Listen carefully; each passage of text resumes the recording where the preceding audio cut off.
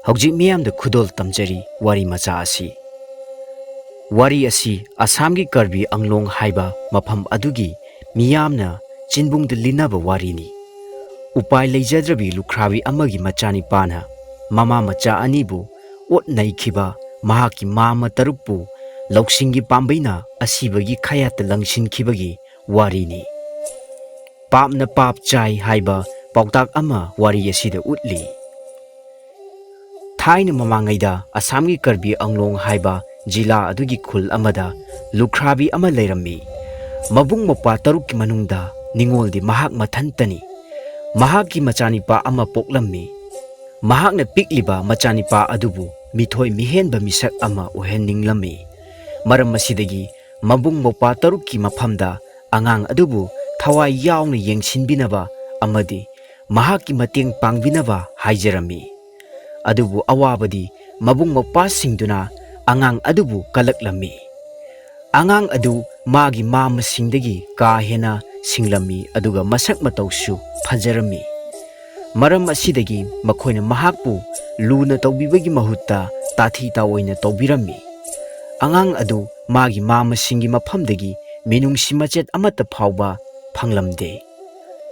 Angang aduna magini haijaba yaba amatangdi magi yumda sanau ama leibaduni. Sanau adu asuki matik phajai masasu yamna nali yengbadasu rasi lei. Mahakna sanau adubu yamna luna tawrammi. Numit khudingi ahawba sajik pijai yamna nungsi chananasu loinai. Sanau adusu mahakka loinajaragata nungaijarammi. Makhoi anigi nungsi chanaba matau asi ubada machin manau taruk adudi mit narammi. Hana kalakpagi mathakta amuke hena kalaklammi. Kalak mihauba asina makhoibu nungsi haitaba mi amamam oihallammi. Makhoi mayam loktunaduna nongmadi sanau adubu hatokpirammi. Angang adudi yamna singi. Mahakna sanau adugi makhong nama kakthatlaga atopa khul amada chatkre. Mafam aduda yauraga mahak Brahman amagi yumda thunglure. Mafam aduda kanamatana mahakpu udringaida imungi kachin amada changlaga mafam aduda sanaugi makhong adu phumjille. Adugi matungda Brahman adugi manakta changlaga asumna hanglaklami. Aigyagi imung asida sansagi manam ama namlibasibu kadaidagino. Brahman aduna sauna khumlaklami. Kari wano angang petawa nangnasu asumna ngangba sai. Machom pang naidaba saradana kari thoe haidana ngangjeba saribano. Masi Brahman amagi yumni haibasi naha khangdabra. Nangda kaina saduna sikro. Angang mingamba nangna aigi ingkhol sidagi sansa machet ama hek puthokpa ngamdraba. Aibu phatti haigano. Ai nangbu sap tawduna manghangani. Angang aduna yamna mengna khumnaklami. Aigya nanai aihak sadum adu puthokpa ngamra yengjage. Asi hairaga mahakna mafam kharada thijinnarami. Ngaihak leiraga sanaugi makhong adu puthoraktuna Brahmangi mamangda utlare. Adudagi momon minokka loinana asumna hairaki. Aigyana nanai angang aingonda singnabibadu aina chumla boire. Nanai aina paijaribasibu sansa natabrane. Brahman adu yamna saurammi. Leikaina khangkhrabadi badanam chaba soidre haibigi akiba amasu mangonda phauraklammi. Leikaina mahakpu khundagi tanthokpa soidre haibu wakhal asidagi masa adu sing khaibagum niklammi. Ngaihaktang khantaraba matungda Brahman aduna angang aduda hairami. Ibungo maram mokpa wafam asi nahak kanamatadada haidokano. Aina nangonda lupa khawjaw ama pigani. Nang masi law adugane yamna thuna yangna yum masi thadoktuna chatkho. Lupa khawjaw adu Brahman aduna nipa macha aduda pire. Adudagidi mahak mafam adu thadoktuna chatkre. Nipa macha adu mayumda yaurakle. Mahak hojik yamna nungaire. Mapunsida asuk yamba senpham asi mahakna khak ukhidri. Mamagi manakta chattuna hairure.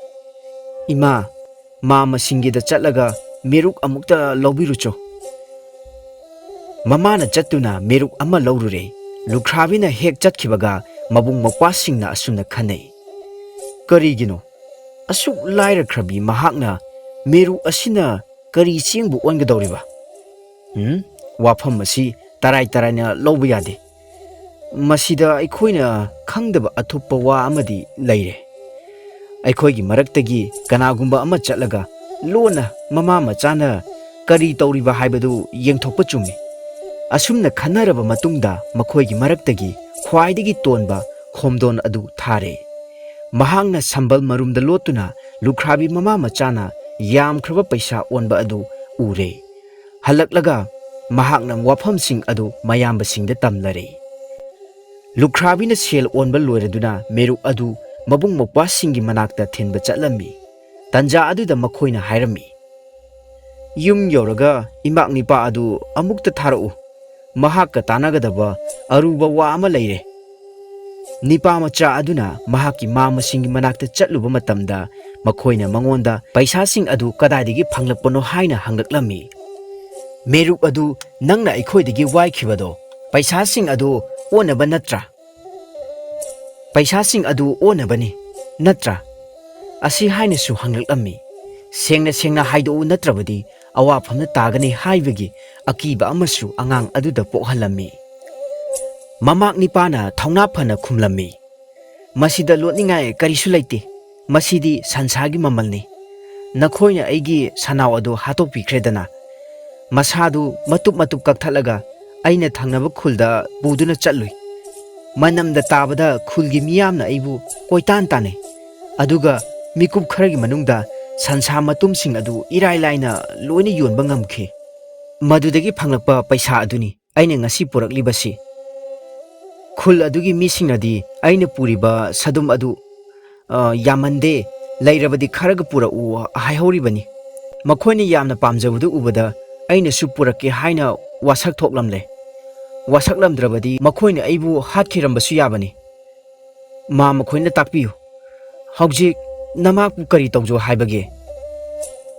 Ma mataruk adu kokchungsinaduna asumna khanare. Masidi sel tanbagi araiba pambai amani haibasi makhoi loinamak yanare. Adubu makhoina singnaba amadi lairi. Sansa asi makhoi masana chatlaga yolubada hekta laibigadra. Wafam asi mamakta hangbada soidana laigane haibagi thajaba amadi phangli. Mamakna makhatana magi mamasingda hairami. Mama khoigidi sansu yamna laibanina paisa yamna phangrada poni. Loina mahatoklaga sansa adu yonba silakadaba senfam adu mama khoina purakpadu wana thokanini. Mama taruk adu makhatana amuk matam manghaningdre. Mamak nipana haibadu thajari. Makhoigi loijaba san makhai ngamnamba hatokle. Aduga matup kakthalaga bora khawda hanjille. Madugi matungda punanaba sem sare. Nupa macha aduna mahaki mama singda makhoina chatkedaba lambi adu takpire. Aduga asumna hairaklammi. Khul adugi khulakpadi brahman amana oibani. Mama khoina khul adu hek yobaga kana sansa laigadage haina koiraw law. Lawbudu taraga miyam soidana hupjilakani. Mama taruk adu thangnaba khul aduda thungkhirami. Aduga khonjil hauna kana sansa laigadage haina koiraw lawrami. Khul adudi brahman singna namna khundaba mafam amani. Mamak nipana namthak tobikhiba brahman adumaki sumangda mayam punduna lairami. Machin manaw taruk aduna sumang adu hek yorapaga miyam changduna makhoibu pharami. Aduga phuba horaklami. Upai laijadraba mama taruk adu brahman sing adugi mafamda changjaba tarami. Mathaitadi kanbiyu haina miyamna makhong shoktuna khuramlami. Dharma laiba brahman singna makhoibu matungda tawdanabani haiduna khanghallaga thadokpiraklami. Makhoi thindaba tawdana mayumda yawraklami. Karisu laitaba angang petawa amana makhoibu apangba sikhre haibasina makhoi yamna sauninglami aduga ikaibasu poklami. Angang asigi mayum mai thadoktuna mangonda para amadi tambib tai haina makhoina lepnare. Mayum hek yawbaga mamak nipagi yum adubu lona mai thadokle. Lairabi lukhrabi mama machadu wana amuk punsi lelakle. Loksing leiba angang asina makhoigi achakpa yum adugi lemhoriba ut khara khomjille aduga ligi achowa thumok amada utsing adubu hapchillaga ꯑꯔꯥꯞꯄ ꯈꯨꯡꯒꯪ ꯑꯃꯗ ꯑꯃꯨꯛ ꯆꯠꯈ꯭ꯔꯦ꯫ ꯃꯐꯝ ꯑꯗꯨꯗ ꯃꯤꯠ ꯅꯥꯕꯒꯤ ꯂꯩꯅꯥ ꯑꯃ ꯀꯟꯅ ꯁꯟꯗꯣꯔꯛꯄ ꯃꯍꯥꯛꯅ ꯊꯦꯡꯅꯔꯨꯔꯦ꯫ ꯑꯋꯥꯕ ꯇꯥꯔꯕ ꯃꯤꯑꯣꯏꯁꯤꯡ ꯑꯗꯨꯒꯤ ꯁꯦꯕꯥꯒꯤꯗꯃꯛ ꯃꯍꯥꯛ ꯂꯥꯛꯄꯅꯤ ꯍꯥꯏꯅ ꯃꯤꯌꯥꯝꯗ ꯃꯁꯥꯃꯛꯀꯤ ꯃꯁꯛ ꯇꯥꯛꯆꯔꯦ꯫ ꯃꯍꯥꯛꯅ ꯄꯨꯔꯛꯂꯤꯕ ꯎꯠꯁꯤꯡ ꯑꯁꯤꯅ ꯃꯈꯣꯏꯒꯤ ꯃꯤꯠꯀꯤ ꯂꯩꯅꯥ ꯑꯗꯨ ꯁꯣꯏꯗꯅ ꯐꯍꯟꯕ ꯉꯝꯒꯅꯤ ꯍꯥꯏꯕꯒꯤ ꯊꯥꯖꯕ ꯄꯤꯔꯦ꯫ ꯇꯧꯕꯇꯗꯤ ꯃꯍꯥꯛꯅ ꯃꯤꯌꯥꯝꯗ ꯍꯥꯏꯈꯤ, ꯍꯤꯗꯥꯛ ꯑꯁꯤ ꯁꯤꯖꯤꯟꯅꯕꯒꯤ ꯑꯀꯛꯅꯕ ꯅꯤꯌꯝ ꯑꯃ ꯂꯩꯒꯅꯤ, ꯃꯗꯨ ꯃꯌꯥꯝꯅ ꯏꯟꯕꯤꯕ ꯇꯥꯏ꯫ ꯑꯩꯅ ꯈꯨꯜ ꯑꯁꯤ ꯊꯥꯗꯣꯛꯇꯨꯅ ꯆꯠꯇ꯭ꯔꯤꯕ ꯃꯈꯩꯗꯤ ꯍꯤꯗꯥꯛ ꯑꯁꯤ ꯃꯤꯠꯇ ꯍꯥꯞꯄ ꯌꯥꯗꯦ꯫ ꯑꯩꯅ ꯆꯠꯂꯝꯗꯥꯏꯗ ꯍꯥꯞꯄ ꯍꯧꯔꯣ ꯍꯥꯏꯅ ꯂꯥꯎꯔꯛꯀꯅꯤ꯫ ꯃꯇꯝ ꯑꯗꯨꯗꯇ ꯍꯥꯞꯀꯗꯕꯅꯤ, ꯅꯠꯇ꯭ꯔꯕꯗꯤ ꯃꯍꯩ ꯐꯪꯂꯣꯏ꯫ ꯂꯧꯁꯤꯡ ꯂꯩꯕ ꯅꯤꯄꯥꯃꯆꯥ ꯑꯗꯨꯅ ꯃꯇꯧ ꯑꯁꯨꯝꯅ ꯃꯍꯥꯛꯅ ꯄꯨꯔꯛꯂꯤꯕ ꯎꯠ ꯌꯥꯎꯕ ꯂꯤꯒꯤ ꯊꯨꯃꯣꯛ ꯑꯗꯨ ꯌꯣꯟꯊꯣꯛꯄꯗ ꯂꯨꯄꯥ ꯈꯧꯖꯥꯎ 2 ꯐꯪꯂꯦ꯫ ꯃꯍꯥꯛꯅ ꯍꯦꯛ ꯆꯠꯈꯤꯕꯒ ꯃꯍꯥꯛꯀꯤ ꯃꯁꯛ ꯑꯗꯨ ꯎꯔꯛꯇ꯭ꯔꯕꯗ ꯑꯅꯥꯕꯁꯤꯡꯅ ꯍꯧꯖꯤꯛ ꯍꯤꯗꯥꯛ ꯑꯗꯨ ꯍꯥꯞꯄ ꯌꯥꯔꯕ꯭ꯔꯥ ꯍꯥꯏꯅ ꯂꯥꯎꯔꯛꯂꯝꯃꯤ꯫ ꯑꯔꯥꯞꯄꯗꯒꯤ ꯅꯤꯄꯥꯃꯆꯥ ꯑꯗꯨꯅ ꯈꯨꯝꯂꯛꯂꯝꯃꯤ, ꯉꯥꯏꯈꯣ, ꯌꯥꯗ꯭ꯔꯤ, ꯇꯥꯈꯤꯅꯨ, ꯃꯇꯝ ꯈꯤꯇꯪ ꯁꯣꯏꯕꯗ ꯍꯣꯠꯅꯖꯕ ꯄꯨꯝꯕ ꯑꯔꯦꯝꯕꯗ ꯇꯥꯒꯗꯧꯔꯤꯕꯅꯤ꯫ ꯃꯍꯥꯛꯄꯨ ꯍꯧꯖꯤꯛ ꯀꯅꯥꯅꯁꯨ ꯇꯥꯟꯅꯕ ꯐꯪꯂꯔꯣꯏ ꯍꯥꯏꯕꯒꯤ ꯃꯇꯥꯡ ꯑꯗꯨꯗ ꯑꯃꯨꯛꯀꯁꯨ ꯂꯥꯎꯔꯛꯂꯝꯃꯤ, ꯍꯥꯞꯄ ꯌꯥꯔꯦ, ꯍꯧꯖꯤꯛ ꯍꯤꯗꯥꯛ ꯑꯗꯨ ꯃꯤꯠ ꯊꯨꯞꯅ ꯅꯣꯏꯁꯤꯜꯂꯣ꯫ ꯑꯅꯥꯕꯁꯤꯡ ꯑꯗꯨ ꯑꯉꯥꯡ ꯑꯗꯨꯅ ꯍꯥꯏꯕ ꯑꯗꯨ ꯏꯜꯂꯝꯃꯤ꯫ ꯆꯤꯡꯅꯕ ꯂꯩꯇꯅ ꯃꯃꯤꯠ ꯊꯨꯞꯅ ꯅꯣꯏꯁꯤꯜꯂꯨꯕꯗꯒꯤ ꯃꯃꯤꯠꯁꯤꯡ ꯑꯗꯨ ꯊꯨꯞꯂꯝꯃꯤ, ꯑꯗꯨꯒ ꯏ ꯇꯥꯕ ꯐꯥꯎꯕ ꯌꯥꯎꯔꯝꯃꯤ꯫ ꯎꯄꯥꯏ ꯂꯩꯇ꯭ꯔꯕ ꯑꯅꯥꯕꯁꯤꯡ ꯑꯗꯨ ꯃꯈꯣꯏ ꯃꯁꯥꯒꯤ ꯑꯁꯣꯏꯕ ꯈꯪꯖꯔꯛꯂꯝꯃꯤ꯫ ꯃꯇꯨꯡꯗ ꯑꯃꯨꯛ ꯂꯥꯛꯂꯕꯗꯤ ꯃꯈꯣꯏꯒꯤ ꯃꯇꯤꯛ ꯈꯪꯍꯟꯒꯅꯤ ꯍꯥꯏꯅ ꯁꯣꯜꯂꯒ ꯃꯈꯣꯏ ꯃꯁꯦꯜ ꯀꯥꯏꯅꯔꯝꯃꯤ꯫ ꯌꯨꯝ ꯌꯧꯔꯛꯂꯒ ꯑꯉꯥꯡ ꯑꯗꯨꯅ ꯍꯥꯟꯅꯒꯤ ꯃꯇꯧꯒꯨꯝꯅ ꯃꯃꯥꯕꯨ ꯃꯥꯒꯤ ꯃꯥꯝꯃꯁꯤꯡꯒꯤ ꯃꯐꯝꯗ ꯃꯦꯔꯨꯛ ꯂꯧꯔꯨꯅꯕ ꯑꯃꯨꯛꯀ ꯊꯥꯔꯝꯃꯤ꯫ ꯃꯍꯥꯛꯅ ꯄꯨꯔꯛꯄ ꯁꯦꯟꯌꯥꯝ ꯑꯗꯨ ꯃꯥꯝꯃꯁꯤꯡꯅ ꯈꯪꯂꯦ꯫ ꯃꯥꯝꯃꯁꯤꯡ ꯑꯗꯨ ꯉꯛꯄꯅ ꯈꯝ ꯊꯦꯡꯂꯦ꯫ ꯑꯁꯨꯛ ꯌꯥꯝꯕ ꯁꯦꯜ ꯑꯁꯤ ꯃꯍꯥꯛꯅ ꯀꯗꯥꯏꯗꯒꯤ ꯂꯧꯔꯨꯔꯤꯕꯅꯣ ꯍꯥꯏꯅ ꯃꯃꯥꯛꯇ ꯍꯪꯂꯛꯂꯝꯃꯤ꯫ ꯃꯁꯤ ꯃꯍꯥꯛꯀꯤ ꯌꯨꯝꯃꯩ ꯆꯥꯛꯈꯤꯕ ꯑꯗꯨꯗꯒꯤ ꯈꯣꯝꯖꯤꯜꯍꯧꯕ ꯎꯠ ꯌꯣꯜꯂꯨꯕꯗꯒꯤ ꯇꯥꯜꯂꯛꯄ ꯁꯦꯟꯐꯝꯅꯤ ꯍꯥꯏꯅ ꯃꯍꯥꯛꯅ ꯈꯨꯝꯂꯝꯃꯤ꯫ ꯎꯠ ꯂꯩꯍꯧꯕ ꯃꯤꯁꯤꯡ ꯑꯗꯨꯅ ꯂꯩꯔꯕꯗꯤ ꯈꯔꯒ ꯄꯨꯔꯛꯈꯣ ꯍꯥꯏꯍꯧꯏ ꯍꯥꯏꯅꯁꯨ ꯃꯍꯥꯛꯅ ꯇꯝꯂꯝꯃꯤ꯫ ꯑꯔꯣꯏꯕꯗ ꯃꯍꯥꯛꯅ ꯍꯥꯏꯔꯛꯈꯤ, ꯃꯥꯝꯃꯈꯣꯏꯁꯨ ꯌꯨꯝꯁꯤ ꯃꯩ ꯊꯥꯗꯣꯛꯄꯤꯔꯣ, ꯑꯗꯨꯒ ꯌꯥꯝꯃꯤꯕ ꯃꯈꯩ ꯎꯠꯇꯨ ꯈꯣꯝꯖꯤꯜꯂꯒ ꯌꯣꯟꯕꯤꯔꯨꯔꯣ꯫ ꯃꯗꯨꯗꯒꯤ ꯐꯪꯂꯛꯄ ꯁꯦꯟꯐꯝ ꯑꯗꯨꯅ ꯑꯅꯧꯕ ꯌꯨꯝ ꯑꯃꯃꯝ ꯁꯥꯕꯤꯔꯣ꯫ ꯃꯥꯝꯃ 3 ꯑꯗꯨ ꯅꯍꯧꯅꯅ ꯑꯃꯨꯛ ꯋꯥ ꯇꯥꯅꯔꯦ꯫ ꯑꯁꯤꯒꯨꯝꯕ ꯇꯥꯟꯖꯥ ꯑꯁꯤ ꯈꯛ ꯃꯥꯡꯍꯟꯕ ꯆꯨꯝꯗꯦ ꯍꯥꯏꯅ ꯃꯥꯝꯃ 3 ꯑꯗꯨꯅ ꯑꯃꯨꯛ ꯈꯟꯅꯔꯦ꯫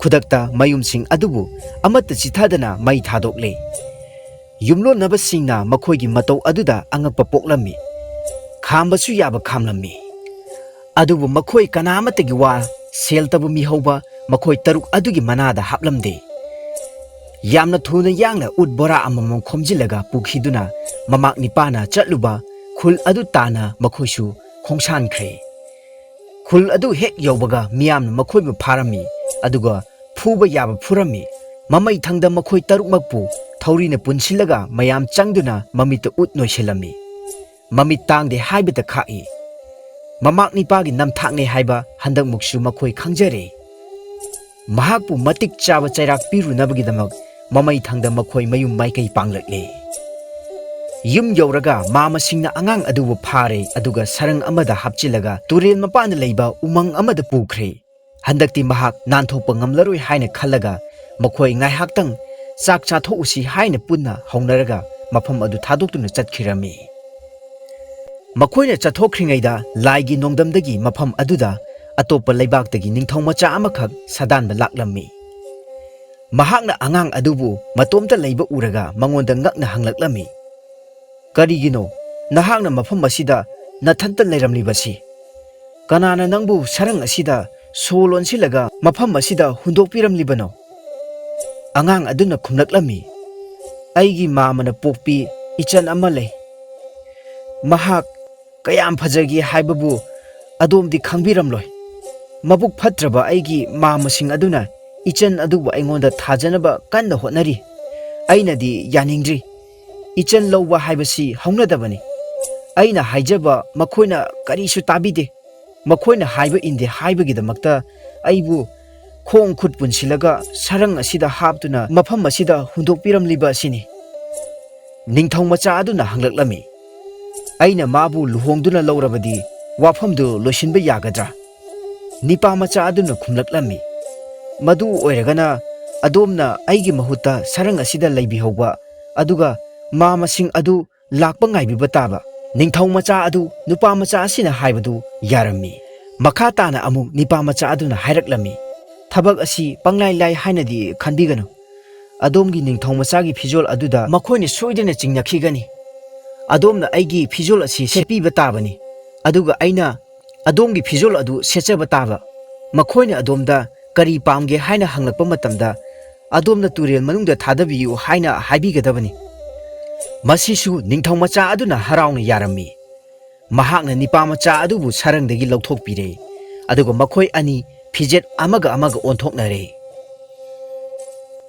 ꯃꯗꯨꯒꯤ ꯃꯇꯨꯡꯗ ꯃꯍꯥꯛ ꯁꯔꯪ ꯃꯅꯨꯡꯗ ꯆꯪꯈ꯭ꯔꯦ꯫ ꯅꯤꯄꯥ ꯃꯆꯥ ꯑꯗꯨꯗꯤ ꯃꯌꯨꯝ ꯃꯥꯏꯀꯩ ꯄꯥꯡꯂꯛꯂꯦ꯫ ꯉꯥꯏꯍꯥꯛ ꯂꯩꯔꯒ ꯃꯆꯤꯟ ꯃꯅꯥꯎ ꯇꯔꯨꯛ ꯑꯗꯨ ꯇꯣꯔꯕꯥꯟ ꯑꯗꯨꯗ ꯊꯨꯡꯂꯔꯦ꯫ ꯊꯋꯥ ꯏꯁꯥ ꯁꯥꯗꯅ ꯃꯈꯣꯏꯅ ꯍꯪꯂꯛꯏ, ꯏꯃꯥ ꯏꯕꯨꯡꯉꯣ, ꯍꯧꯖꯤꯛ ꯅꯪꯅ ꯍꯥꯏꯅꯤꯡꯕ ꯀꯔꯤ ꯂꯩꯔꯤ? ꯃꯗꯨꯗ ꯉꯁꯥꯏ ꯅꯤꯄꯥ ꯃꯆꯥ ꯑꯗꯨꯅ ꯇꯥꯛꯂꯝꯕ ꯑꯗꯨ ꯅꯤꯡꯁꯤꯡꯂꯗꯨꯅ ꯅꯤꯡꯊꯧ ꯃꯆꯥ ꯑꯗꯨꯅ, ꯑꯩꯅ ꯄꯥꯝꯕ ꯍꯥꯏꯕꯕꯨ ꯑꯩꯕꯨ ꯏꯁꯤꯡꯗ ꯂꯪꯊꯕꯤꯔꯣ ꯑꯁꯤ ꯍꯥꯏꯅ ꯈꯨꯝꯂꯛꯂꯝꯃꯤ꯫ ꯍꯥꯏꯕꯗꯤ ꯍꯥꯏꯗꯣꯛꯈ꯭ꯔꯦ, ꯑꯗꯨꯕꯨ ꯃꯕꯨꯛꯇꯗꯤ ꯈꯜꯂꯛꯏ, ꯑꯩꯅ ꯂꯨꯍꯣꯡꯒꯗꯧꯔꯤꯕ ꯑꯁꯤꯕꯨ ꯑꯁꯤꯕꯒꯤ ꯂꯩꯕꯥꯛꯇ ꯂꯩꯕꯤ ꯔꯥꯖꯀꯨꯃꯥꯔꯤ ꯑꯃꯒꯔꯅꯦ? ꯃꯈꯣꯏ ꯇꯔꯨꯛ ꯑꯗꯨꯅ ꯁꯔꯪ ꯑꯗꯨ ꯏꯁꯤꯡꯗ ꯊꯥꯗꯔꯝꯂꯒ ꯍꯔꯥꯎꯅ ꯃꯌꯨꯝꯗ ꯍꯟꯈ꯭ꯔꯦ꯫ ꯃꯃꯥꯛ ꯅꯤꯄꯥ ꯑꯗꯨꯅ ꯃꯈꯣꯏꯕꯨ ꯑꯃꯨꯛ ꯍꯟꯅ ꯉꯝꯂꯔꯣꯏ ꯍꯥꯏꯕꯒꯤ ꯑꯁꯥꯗ ꯃꯈꯣꯏꯒꯤ ꯄꯨꯛꯅꯤꯡꯗ ꯁꯥꯟꯇꯤ ꯂꯩꯔꯦ꯫ ꯃꯈꯣꯏꯅ ꯃꯌꯨꯝꯗ ꯊꯨꯡꯂꯔꯕ ꯃꯇꯝꯗꯗꯤ ꯃꯆꯦꯒꯤ ꯃꯥꯡꯒꯣꯟꯗ ꯐꯖꯈ꯭ꯔꯕ ꯃꯨꯔꯇꯤ ꯑꯃ ꯂꯦꯞꯇꯨꯅ ꯂꯩꯔꯝꯕ ꯑꯗꯨ ꯎꯔꯦ꯫ ꯃꯨꯔꯇꯤ ꯑꯗꯨꯒꯤ ꯃꯁꯥꯗ ꯊꯣꯡꯂꯤꯕ ꯅꯤꯡꯊꯤꯖꯈ꯭ꯔꯕ ꯐꯤꯖꯦꯠ ꯂꯩꯇꯦꯡ ꯑꯃꯗꯤ ꯂꯤꯛꯀꯣꯟ ꯀꯌꯥ ꯑꯗꯨꯅ ꯃꯈꯣꯏꯕꯨ ꯁꯨꯝꯍꯠꯈ꯭ꯔꯦ꯫ ꯃꯗꯨꯗ ꯃꯈꯣꯏꯅ ꯀꯜꯂꯛꯂꯦ꯫ ꯃꯅꯥꯛ ꯆꯪꯁꯤꯟꯗꯨꯅ ꯌꯦꯡꯕ ꯃꯇꯝꯗꯗꯤ ꯃꯤ ꯑꯗꯨ ꯑꯇꯩ ꯀꯅꯥꯁꯨ ꯑꯣꯏꯔꯝꯗ꯭ꯔꯦ, ꯃꯃꯥꯛ ꯅꯤꯄꯥ ꯑꯗꯨꯃꯛ ꯑꯣꯏꯔꯝꯂꯦ꯫ ꯃꯈꯣꯏꯅ ꯈꯜꯂꯤ, ꯃꯍꯥꯛ ꯄꯇꯥꯜ ꯂꯩꯕꯥꯛ ꯀꯣꯏꯅ ꯆꯠꯂꯨꯔꯕꯅꯤ꯫ ꯄꯇꯥꯜ ꯂꯩꯕꯥꯛ ꯑꯗꯨ ꯑꯣꯟꯊꯣꯛꯅ ꯐꯖꯔꯝꯕ ꯇꯥꯏ, ꯁꯅꯥ ꯂꯨꯄꯥ ꯃꯅꯤ ꯃꯨꯛꯇ ꯃꯔꯥꯡ ꯀꯥꯏꯅ ꯂꯩꯔꯝꯕ ꯇꯥꯏ꯫ ꯐꯔꯦ, ꯑꯗꯨꯗꯤ ꯃꯉꯣꯟꯗ ꯍꯪꯂꯁꯤ, ꯀꯔꯝꯅ ꯑꯃꯨꯛ ꯃꯐꯝ ꯑꯁꯤꯗ ꯍꯜꯂꯛꯂꯤꯕ? ꯍꯥꯏꯌꯨ, ꯅꯍꯥꯛ ꯑꯁꯤꯕꯒꯤ ꯂꯝꯗꯝ ꯑꯗꯨꯗ ꯃꯇꯧ ꯀꯔꯝꯅ ꯌꯧꯔꯨꯕꯒꯦ? ꯃꯃꯥꯛꯅ ꯈꯨꯝꯂꯛꯂꯝꯃꯤ, ꯏꯁ, ꯑꯉꯛꯄꯅꯤ, ꯑꯁꯤꯕꯒꯤ ꯂꯩꯕꯥꯛ ꯍꯥꯏꯕꯁꯤꯗꯤ! ꯑꯩꯅ ꯃꯐꯝ ꯑꯗꯨ ꯍꯦꯛ ꯌꯧꯕꯒ ꯏꯄꯨ ꯏꯕꯦꯟꯅ ꯑꯉꯝ ꯑꯊꯧ ꯃꯅꯥꯏ ꯃꯁꯦꯟ ꯈꯣꯡꯃꯤ ꯂꯥꯟꯃꯤ ꯃꯌꯥꯝꯒ ꯂꯣꯏꯅꯅ ꯑꯩꯕꯨ ꯑꯣꯛꯂꯝꯃꯤ꯫ ꯑꯩꯒꯤꯗꯃꯛꯇ ꯖꯃꯔꯥꯖꯅ ꯊꯥꯕꯤꯔꯛꯄꯅꯤ ꯍꯥꯏꯕ ꯗꯣꯂꯥꯏ ꯑꯃꯁꯨ ꯃꯐꯝ ꯑꯗꯨꯗ ꯂꯩꯔꯝꯃꯤ꯫ ꯃꯗꯨ ꯇꯣꯡꯗꯨꯅ ꯑꯩ ꯑꯁꯤ ꯂꯩꯕꯥꯛꯇ ꯆꯠꯂꯤ꯫ ꯀꯣꯅꯨꯡ ꯌꯧꯔꯒ ꯏꯄꯨꯕꯣꯛ ꯑꯃꯗꯤ ꯏꯕꯦꯟꯕꯣꯛꯅ ꯑꯩꯕꯨ ꯍꯔꯥꯎꯅ ꯀꯣꯟꯁꯤꯟꯕꯤ꯫ ꯑꯩꯕꯨ ꯄꯤꯖ ꯄꯤꯊꯛꯂꯕ ꯃꯇꯨꯡꯗ ꯃꯃꯜ ꯌꯥꯝꯂꯕ ꯐꯤꯖꯣꯜ ꯑꯁꯤ ꯁꯦꯠꯆꯤꯟꯕꯤ꯫ ꯃꯅꯤ ꯃꯨꯛꯇꯥ ꯂꯤꯛ ꯀꯣꯟ ꯀꯌꯥ ꯑꯁꯤꯁꯨ ꯁꯤꯖꯤꯟꯕꯤ꯫ ꯃꯈꯣꯏꯅ ꯑꯩꯕꯨ ꯌꯥꯝꯅ ꯊꯨꯅ ꯌꯥꯡꯅ ꯌꯨꯝꯗ ꯑꯃꯨꯛ ꯍꯜꯂꯒ ꯃꯥ ꯃꯈꯣꯏꯕꯨꯁꯨ ꯎꯅꯤꯡꯉꯤ, ꯃꯈꯣꯏꯕꯨ ꯊꯨꯅ ꯊꯥꯔꯛꯎ ꯍꯥꯏꯔꯒ ꯑꯩꯕꯨ ꯊꯤꯟꯗꯣꯔꯛꯏ꯫ ꯀꯥꯏꯅꯔꯝꯗꯥꯏꯗ ꯁꯅꯥꯒꯤ ꯍꯩꯖꯥꯡ ꯑꯁꯤꯃꯁꯨ ꯄꯤꯔꯛꯏ꯫ ꯃꯥ ꯃꯈꯣꯏꯅ ꯃꯁꯤ ꯄꯨꯔꯒ ꯆꯠꯄꯤꯔꯨ꯫ ꯍꯩꯖꯥꯡ ꯑꯁꯤ ꯍꯦꯛ ꯎꯕꯗ ꯏꯄꯨ ꯏꯕꯦꯟꯅ ꯃꯥ ꯃꯈꯣꯏꯒꯤ ꯁꯛ ꯈꯪꯒꯅꯤ꯫ ꯃꯥꯃ ꯇꯔꯨꯛ ꯑꯗꯨ ꯇꯁꯦꯡꯅꯃꯛ ꯃꯐꯝ ꯑꯗꯨ ꯇꯥꯟꯅ ꯆꯠꯅꯤꯡꯂꯛꯂꯦ꯫ ꯀꯔꯝꯅ ꯆꯠꯀꯅꯤ ꯍꯥꯏꯅ ꯃꯃꯥꯛꯇ ꯑꯃꯨꯛ ꯍꯪꯂꯛꯂꯝꯃꯤ꯫ ꯑꯗꯨꯒꯤ ꯋꯥꯗꯤ ꯀꯔꯤꯁꯨ ꯂꯩꯇꯦ꯫ ꯃꯥ ꯃꯈꯣꯏꯅ ꯏꯁꯥ ꯆꯥꯕ ꯎꯄꯨ ꯑꯃꯃꯝ ꯊꯧꯔꯥꯡ ꯇꯧꯕꯤꯔꯣ, ꯑꯗꯨꯒ ꯃꯗꯨꯗ ꯆꯪꯕꯤꯔꯣ꯫ ꯑꯩꯅ ꯃꯥ ꯃꯈꯣꯏꯕꯨ ꯇꯣꯔꯕꯥꯟ ꯇꯥꯅ ꯄꯨꯖꯒꯅꯤ, ꯑꯗꯨꯒ ꯅꯍꯥꯟ ꯃꯥ ꯃꯈꯣꯏꯅ ꯑꯩꯕꯨ ꯏꯁꯤꯡꯗ ꯂꯪꯊꯕꯤꯕ ꯑꯗꯨꯒꯨꯝꯅꯅꯦ ꯑꯩꯅ ꯂꯪꯊꯖꯒꯅꯤ꯫ ꯑꯁꯤꯕꯒꯤ ꯂꯩꯕꯥꯛꯇ ꯗꯣꯂꯥꯏ ꯇꯔꯨꯛꯅ ꯃꯥ ꯃꯈꯣꯏꯕꯨ ꯑꯃꯃꯝꯇ ꯏꯄꯨ ꯏꯕꯦꯟꯒꯤ ꯃꯅꯥꯛ ꯇꯥꯅ ꯄꯨꯅꯕ ꯑꯣꯛꯂꯝꯒꯅꯤ꯫ ꯈꯣꯡꯆꯠ ꯑꯁꯤ ꯌꯥꯝꯅ ꯅꯨꯡꯉꯥꯏꯕ ꯈꯣꯡꯆꯠ ꯑꯃꯁꯨ ꯑꯣꯏꯒꯅꯤ꯫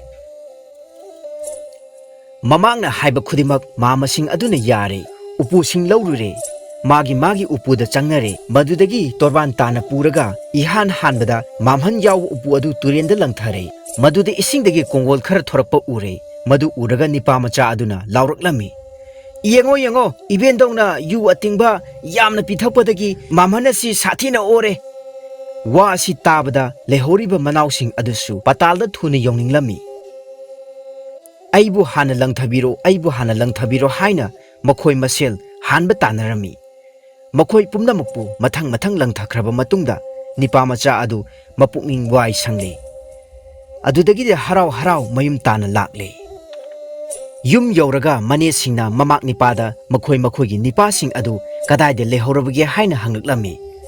Maduda mahakna khumlammi. Ma makhoidu ipubo khoina pak thadorakane haiba thajade. Matam kuina unarudrabanina yanu pije pithak tawduna lehori. Ngaiba yaba ngaire adubu halakmandrabaduda manesing adu nungsa thiraklammi. Hanjin mamak nipada makhoi kaidongwai lakadage haina hanglammi. Mamai thangda thawa isa sadana mamak nipa aduna khumlammi. Makhoigidamak chakchadum amamam hek khau. Manesing aduna mamakna hairiba wa adugi artha khangle. Makhoi amuk halaklaroi haibagi thajaba phaurakle. Tasengbasu karbi kanglupki laningthau Arnam Kethena masa masagi maralgidamak mama taru aduda asibagi chairak pikhrabani. Upai leijadrabi lukhrabi mache machanbu thawoidabagi phalna mache manau taru adu thawai thakhibani. Matang asida ngasigi wari macha asi loisenjari. Matung tarakpadasu hena nungai wari kayama mayamgidamakta puduna lakpa ngambo ijege mayam pumnamakpu hanna bisone pra aihakna thagatpa phongdokchari.